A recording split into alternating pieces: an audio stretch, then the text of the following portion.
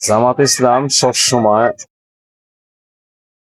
হেফাজত ইসলামের বিরুদ্ধে আর সরমনায়ের বিরুদ্ধে তারা সবসময় লেগে থাকে। আসলে জামাত ইসলাম তো হলো বট বাহিনী। এই বট বাহিনী যতই ষড়যন্ত্র করুক, যতই তারা সরমনায় বিরোধিতা করুক, যতই তারা হেফাজত বিরোধিতা করুক, ইনশাল্লাহ কখনো সরমনায় হেফাজতকে কখনো ইনশাল্লাহ এই ক্ষতি করতে পারবে না, বরংস তারা নিজেরাই ক্ষতিগ্রস্ত হবে। তো বট বাহিনী সবসময় একটা গুজব ছড়ায়। যখন নাকি তারা হেফাজত এবং সরমনায় যখন নাকি সরকারের সাথে বসে, তখন দেখবেন বট বাহিনী অনেক কথাই বলে।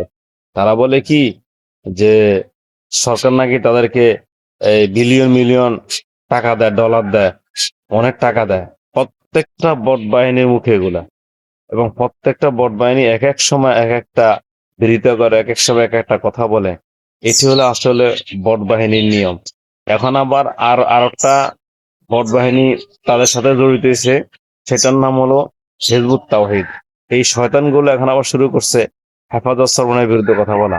আসলে হিজবুত তাওহীদ তো এগুলা বিনা কারণে কাফের, বিনা দলিলে কাফের। এগুলা কি বলবে? তো এই জামাত, বট বাহিনী এবং হিজবুত তাওহীদ এরা আসলে সবসময় এই আহলে হক যারা আছে, চরমনাই বা কওমি ওলামায়ে কেরাম, হেফাজত, এগুলোর বিরুদ্ধে তারা সবসময় লেগেছিল, এখনো লেগে থাকবে। কারণ এরা চায় না যে এই দেশে কওমি মাদ্রাসা টিকে থাকুক। এরা চায় না এই দেশে চরমনাইয়ের মতো একটা দল টিকে থাকুক।